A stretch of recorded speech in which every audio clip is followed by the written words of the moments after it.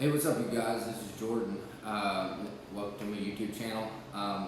For those of you who haven't really seen any of my videos, I haven't posted very many, so it's not like you're missing anything. I think I posted a few original songs and a couple dismal raps that I wrote, but I'm really trying to give this YouTube channel a shot. I'm trying to make some videos that people might want to see. For this video, I am going to be doing kind of a brief overview on the PRS Custom 24 Floyd Rose.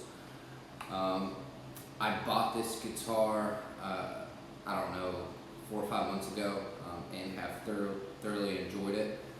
I really love PRS's guitars. I own one of their acoustics. I didn't even know they made acoustics because I've never really owned a PRS prior to this. And I happened to come across one at a shop, and it's the PRS Teneri acoustic. I actually have it over there. I'll do a video on that one maybe later today or some other time, and I'll also post that in case anybody is interested. So I'm just gonna go over a few of the specs, and I'm just gonna give my honest opinion on it, and what I think, and some pros and cons in my opinion on it. So if that's something you're interested in, stick around, and if anybody has any questions, or if anybody has anything to say, just drop in the comments. I'm not going to be one of those YouTubers who keep constantly telling you to leave comments and like and subscribe, whatever. So I think you already know that, so I don't need to keep reiterating. Anyway, so like I said, I have a PRS Custom 24 Floyd Rose. Pretty beautiful guitar. I've really enjoyed it so far. And a few of the specs here. Sorry if I'm looking down. I'm kind of reading it so I can remember everything. It has 8515S humbuckers, and it has 24 frets, hence the Custom 24. Has a mahogany body with a maple top. This is the SE version, so it's not the core model. I didn't want to get an SE version. I wanted to get an American made, but I couldn't see myself dropping $3,000 on a guitar. This one's still not cheap. I think I spent a little over $1,000 for it, so it's still not cheap, but it's certainly not $3,600 or $3,500, however much the core model for this is. But I was kind of iffy on it to begin with, because anytime you go to a guitar shop or guitar center and you pick a guitar up, obviously you're getting a guitar off the floor that everybody and their brother has picked up, banged around, played, and just been basically rough with, and the strings aren't generally a good representation of what the guitar's potential is. So the first time I picked it up, I did like it. However, the strings really needed to be changed for me to get a real accurate depiction of the quality of the guitar. So I went to Guitar Center and bought this guitar. I actually bought a PRS Custom 22 before this one. I loved it. It had it was a Sunburst, I believe, and I got it home. Really enjoyed it. Restrung it. I put elixirs on it. Was playing. I think I owned it for a day, and I happened to look down, and right here where the neck comes in, I noticed that there was kind of a large paint chip right there. And large to me, especially for a new guitar. It wasn't that big of a deal as far as playability goes, but considering it was supposed to be new, I couldn't deal with that. So I took it back and got them down on price reasonably on this guitar, and decided to go with this one. Now, I got a darker color. I really like the Sunburst or Orange Burst, whatever, but what I can't handle is I might be the only one out there that has a weird thing about it, but Les Pauls do it. A lot of other guitars do it. Probably every other guitar brand out there does it, but I don't care for it too much. And that would be the line right here in the body where they have the pieces where they're glued together. You get that seam there in the middle. It's not a big deal, but I don't know why it bothers me. I don't like that. I'd rather have a full piece instead of two pieces glued together in a wing style like that. So I opted to get a darker color so it was less noticeable. That's just me. But that's just a weird thing that I have. It's not important. But so my opinion on the thing is that I really enjoy the guitar. I had never owned a Floyd Rose guitar before, or a guitar with Floyd Rose hardware on it, and I wasn't quite sure what I was getting into. Now when I bought it, the guy I had him set it up for me and I watched him do it, but he told me that when I go to restring, especially since I've never had one, it's going to be pretty challenging and I should just bring it back to him. But me, I don't like paying other people to do something that I can do or figure out. So when I went to change my strings, go to a heavier gauge, it was a challenge. I made some mistakes, just stuff out of order, and this process drug on and on. I think for a couple hours as I'm trying to figure out kind of what I'm doing, but eventually got it figured out. It's still not a fast process now, even when I'm changing the strings, but I kind of know, what to do and kind of the fastest way to do it for me. Anyway, so this guitar, as you can see, is Floyd Rose, like I said. It has their patented tremolo system here with their floating bridge, obviously, for the Floyd Rose.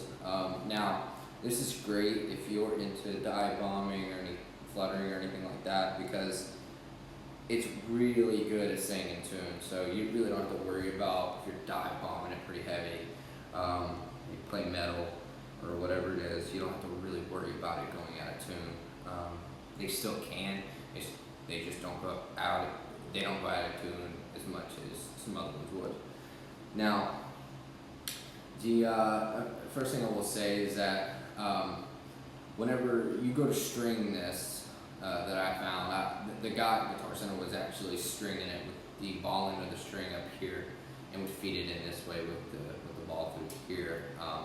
Now, whenever I went to redo it, I thought about doing that, but then I decided not to for whatever reason, and I went the other way and strung it and cut the ball end off, crimped it, put it down into the spacing, and then went ahead and screwed it down to hold it.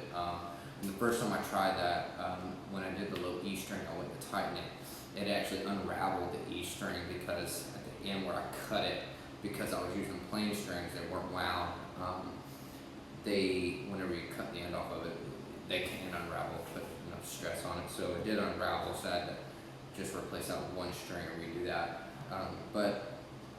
So on this one, basically what you want to do is you want to back these micro tuners up.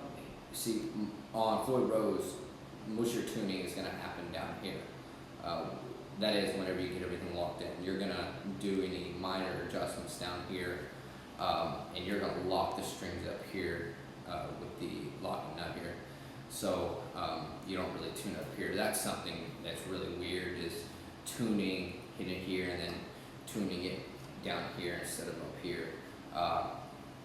I caught myself a few times at first about to turn a key up here and I would snap the string. But that's not a big deal. And just keep in mind, if you go up in string gauge, that you're going to have to adjust the springs for the bridge here, because if you don't, if you go to heavier string, which happened to me, whenever you put strings on there, your bridge is going to want to pull up like this and hold up, and you want this flat against the body as balanced as you can get it. Might probably need a little bit of adjusting right now, just because I retuned it recently, and I think it might need minor adjustments. I'm not worried about it right now though. But you want to get this as flat as you can. And I have my bridge adjusted where my action's pretty high. I think I have 12s on there right now, which is pretty thick. I'm used to playing it on an acoustic guitar, and so I haven't owned an electric since I was in high school, and so I've only played with acoustic for many, many years, and I was so used to playing an acoustic and playing Stevie Ray Vaughan on an acoustic guitar, which was very difficult. That's all I had. So I made do what I had, and when I went to the electric, because I was so accustomed to playing so aggressively on the acoustic and bending the strings as hard as I needed to, that I would tend to bend the strings way sharp. In fact, one of the first times I picked this up, I went to bend a string and actually broke a string because I had pulled on it so hard down, pulled way off and snapped. So I went up heavier gauges and raised the action pretty high. Suits me just fine. I'm sure other people have a little trouble. If they're not used to it, have a little trouble playing it, but I don't have any issues with it. Have my action adjustment with the issue, adjust the action with just these two screws here. I have the action obviously a little higher on the low E and then lower on the high E. And this here has a tremolo bar. If you don't know Floyd Road, it has a screw in, but not like a strap would be. It'll stay wherever you put it.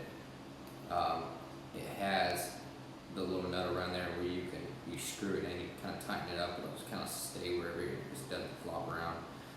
You have a 3-way switch for the humbuckers. You have a push-pull pot on the very back one. And that's pretty much it. I'm going to play it for you guys so you'll hear what it sounds like. Just to let you know, I'm playing it through a Orange Crush 20 RT amp, and I have a pedal chain here. The first pedal would be a Crybaby Wah pedal. My second pedal is an MXR Phase 90 pedal. I have a Reverb RV6, and then I have a Ibanez Tube Screamer. Love my Ibanez Tube Screamer. It's a mini, and I'll tell you where the settings are on all pedals in case you want to know kind of where the tone is coming from. My Tube Screamer is set at about the 12 o'clock position on the overdrive. My tone is set at about the 1, and the level it knobs all the way up. The reverb, I have it set to spring reverb, and the level is about a 10 o'clock. The tone is about a 2 o'clock, and the time is almost all the way down. It may be at 7 o'clock here. My phasing pedal, it's set at about a 7 o'clock, and that's pretty much it. On my amp, it's going to be on clean, and my gain set pretty low. I mean, it's on clean, so the gain is irrelevant, but regardless, my bass knob is all the way up. My treble, I have at about a 1 o'clock, and then my middle is about 1 o'clock as well. And my reverb on my amp is pretty low, and that's because I have a reverb pedal.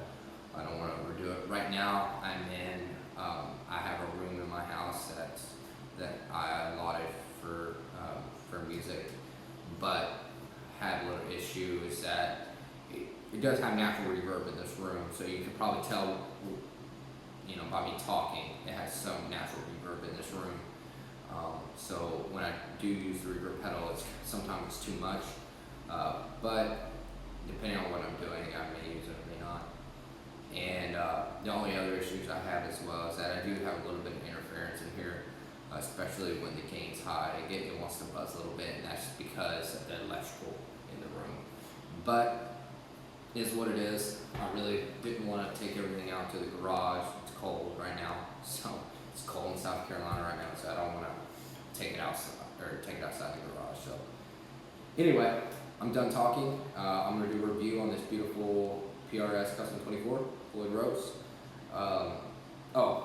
Reason I'm doing a review on this because I really couldn't find anything online about it. Nobody really did any reviews on this particular guitar. So I wanted to do one just in case anybody out there is thinking about getting one. Y'all kind of know what you're getting into. All right, appreciate it, guys.